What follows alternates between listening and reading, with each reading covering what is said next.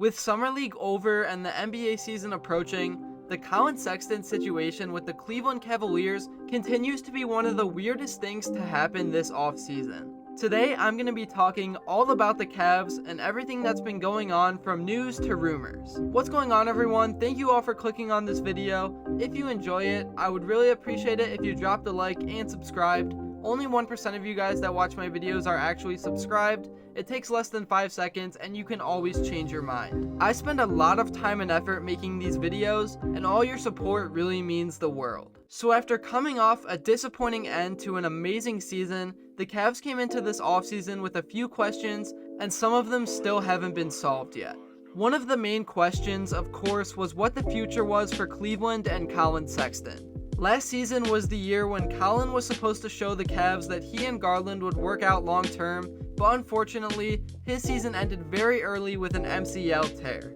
At the moment, Sexton, who is currently a restricted free agent, has not received any offers from opposing teams. This is good because it of course means if a team does try to go after Sexton, the Cavs can match the offer.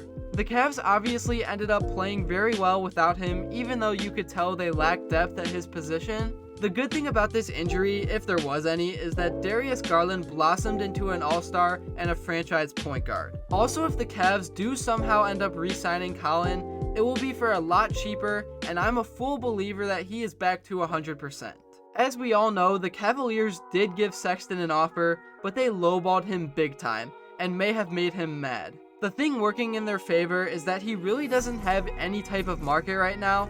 Bad teams aren't going to want to pay him because they are trying to tank, and good teams don't want to pay him a ton of money if they don't know what he's going to bring them.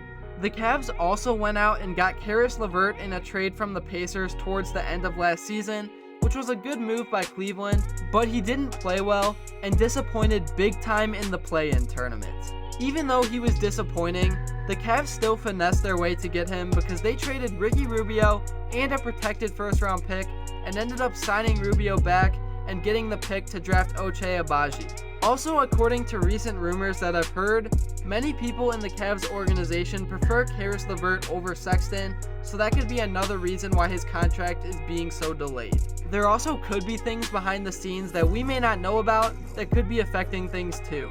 Whenever something strange is happening, it always means that something is going on in the locker room. Some coaches and players may not like him. He could be toxic, we just don't know. The only thing I do know is that Collin Sexton is a 20 points per game scorer, and the Cavs were really missing that last season, even if it would be off the bench.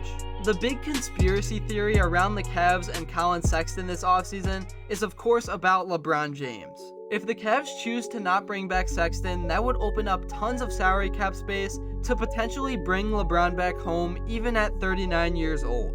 I doubt it's going to happen, but despite LeBron's age, he is still playing like a top 10 player in the league, and I don't think you can say no to that. Many fans in Cleveland don't want him anyways, which is pretty ridiculous, but it is true that in the past he has wanted all the control and has really screwed our cap space up with bad contracts and then would leave. After watching every single Cavs game last year, it was clear that we needed a closer. LeBron would fill that role perfectly, even if we didn't use him a lot.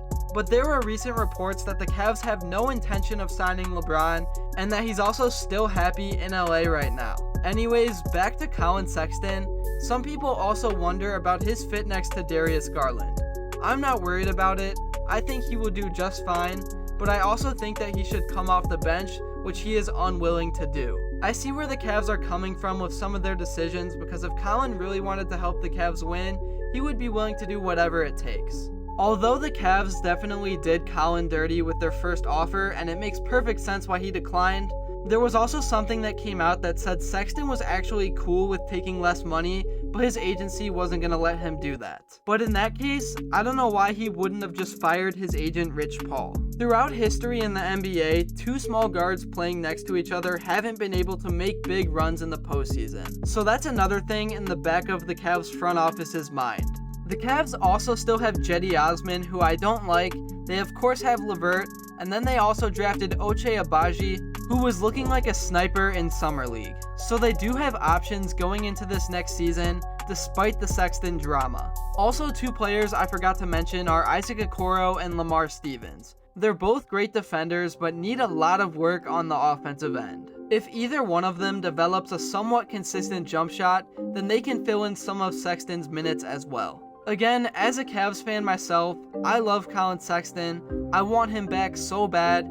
He's the guy that started and was the heart and soul of our post-LeBron rebuild, but I just don't think he's worth the $20 million that he wants before proving that he can help this current roster win more games. So with that being said, now let's move to some of the rumors and potential Sexton sign-in trades. The first sign-in trade that most of us have heard about already is with the Utah Jazz. The Jazz recently traded their heart and soul superstar Rudy Gobert to the Timberwolves, but they honestly won this trade big time. Gobert was on a huge contract, and I don't think the Jazz were ever going to win the finals with that team. However, now Donovan Mitchell is on his own, and the Jazz need to make a few moves to make him happy. I think Utah should just trade Mitchell and go into a complete rebuild, but if they're not going to do that, I think Sexton would be a great player for them to go get. In this sign-in trade, the Cavs would be getting Mike Conley, which is better than letting Collin Sexton walk next season. The only issue is that Conley is not that good anymore, and the Cavs just re-signed Rubio, and even with the ACL tear, I don't see how Mike Conley would make us better. So on that note, I would probably hold off on this one. The next team that has recently been linked to Collin Sexton is the Washington Wizards. This is another team that should have gone into a rebuild, but instead they gave Beal the bag. So now they need to do whatever they can to put talent around him, and Sexton would be a great option. The Wizards could have Collin playing next to Beal with Morris coming off the bench, which would be nasty, but they also could have him as the sixth man coming in for Morris, so there's a lot that they could do. I'm not exactly sure what the Wizards would be giving the Cavs in a sign-in trade, but they also could just offer a ton of money, and Cleveland probably wouldn't match. There's a lot of interesting things that could happen with Sexton. You guys know what I want, but I can't wait to see it all unfold.